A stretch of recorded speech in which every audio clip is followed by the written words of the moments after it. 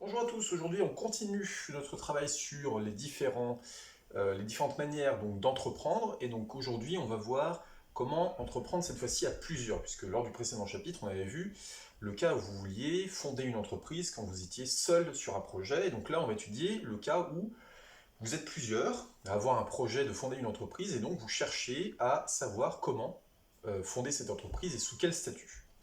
Donc là, pour ce chapitre, du coup, pour entreprendre à plusieurs, vous allez devoir fonder ce qu'on appelle une société.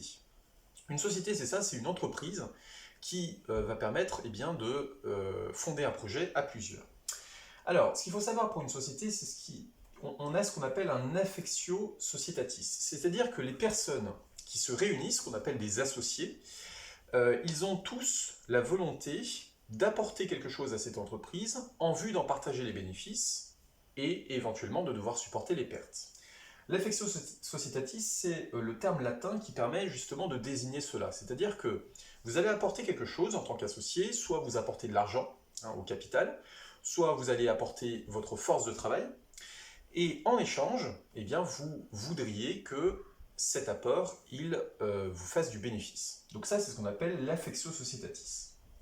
Alors, quand vous voulez fonder une société, vous allez devoir déjà déterminer ses statuts. C'est-à-dire que vous allez devoir créer une sorte de contrat dans lequel vous définissez comment va fonctionner votre entreprise, votre société.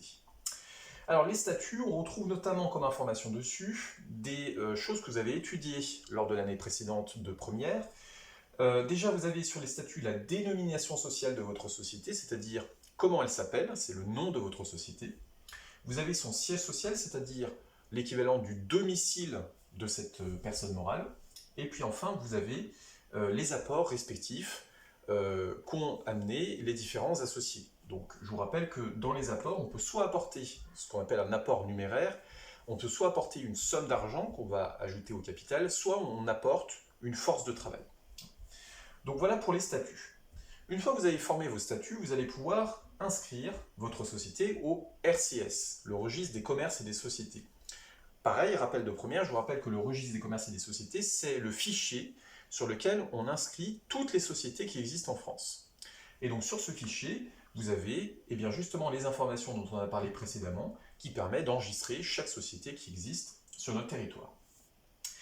Ce qu'il faut savoir, c'est que comme vous inscrivez votre société au RCS, vous allez fonder automatiquement une personne morale. Donc quand vous entreprenez à plusieurs, quand vous fondez une société, vous créez forcément une personne morale. Ce qui n'était pas forcément le cas, vous vous rappelez, quand on entreprend tout seul, puisqu'on avait la possibilité par exemple de faire une entreprise individuelle qui ne suppose pas une personne morale. Là, quand on fait une société, on crée forcément une personne morale, et qui dit personne morale dit patrimoine, puisque c'est une personne juridique, la personne morale, donc elle a forcément un patrimoine. Autrement dit, comme elle a un patrimoine, eh bien ça veut dire que les personnes qui vont être créancières de cette société ne vont pouvoir se servir que sur les biens du patrimoine de la société.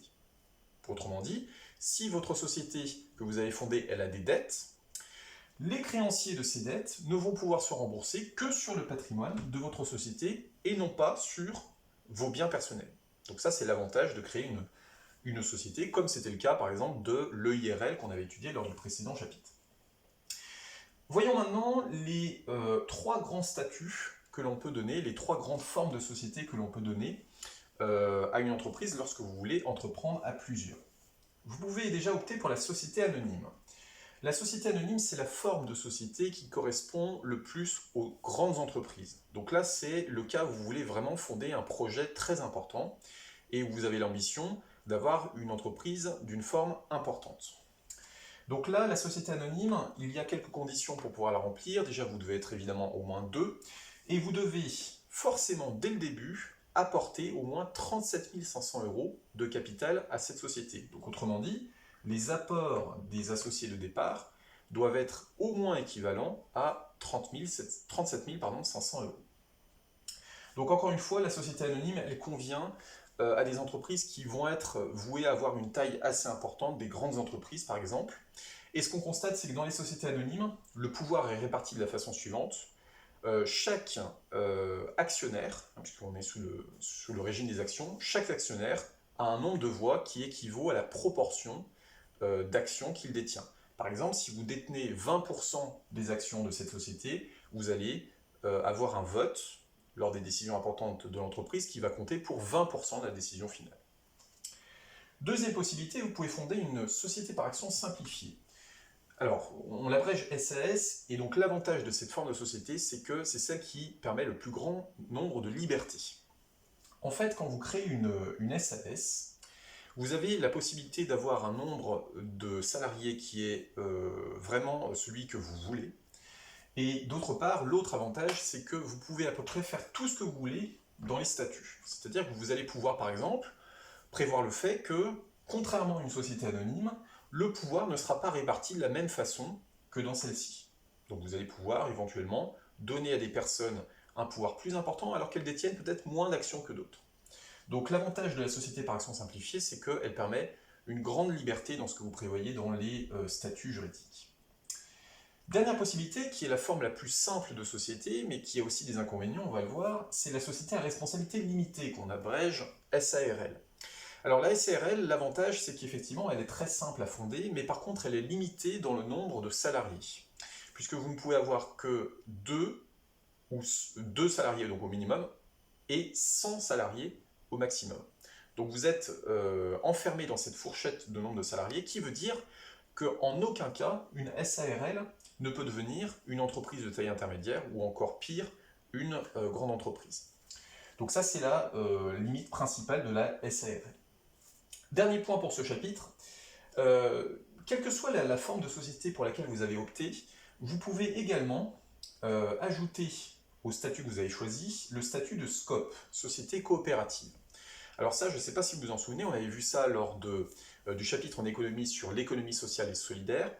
La SCOP, c'est un fonctionnement de société qui va être un petit peu différent en termes de répartition du pouvoir et en termes d'objectifs, puisque la répartition du pouvoir va être de la manière suivante. Chaque associé aura forcément une voix. C'est-à-dire qu'il n'y aura pas d'histoire comme dans les sociétés anonymes où il y a des actionnaires qui vont être avec un peu plus de pouvoir que d'autres parce qu'ils détiennent plus d'actions que d'autres. Non, là, chaque salarié va avoir le droit à une voix. Donc le pouvoir est équitablement réparti entre les différents membres de cette société coopérative. D'autre part, autre particularité que l'on peut citer de la société coopérative, c'est que la finalité de ces sociétés est différente. La finalité des sociétés coopératives, en tout cas des sociétés qui ont été mises avec le statut de SCOP, ça va être bien de protéger les intérêts de l'entreprise, de faire en sorte que les salariés soient protégés et de faire en sorte que l'activité continue. Donc on n'est plus sur une finalité avant tout lucrative, on est aussi et surtout sur la finalité de conserver une certaine activité dans l'entreprise et de protéger les salariés. Donc voilà ce qu'on pouvait dire sur le fait d'entreprendre à plusieurs et les différents statuts juridiques que l'on pouvait opter pour fonder une société. Voilà, merci à tous.